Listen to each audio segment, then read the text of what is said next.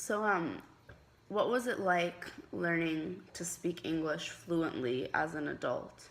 And then how has that kind of impacted your ability to find work? And have you ever faced any discrimination because, you might not have been as fluent in English?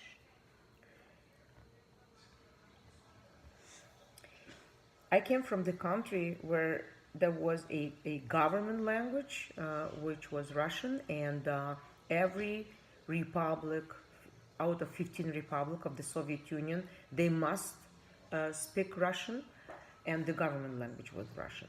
So here in the United States, we have English as a government language. We have a lot of materials helping people whose English is not a first language, and I think it's very important to learn language of the country where you live because speaking this language fluently gives you a lot of opportunities. First of all, not only speaking but understanding as well.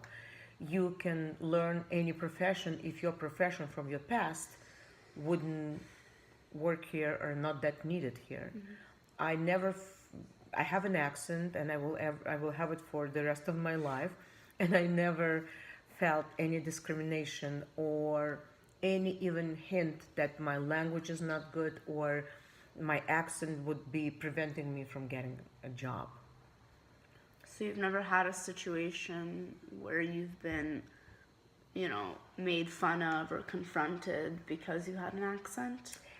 You know, first of all, I never had the situation, and second of all, because living in the Soviet Union, you kind of a survivor, so you have a surviving skills, and it built a good sense of humor in me.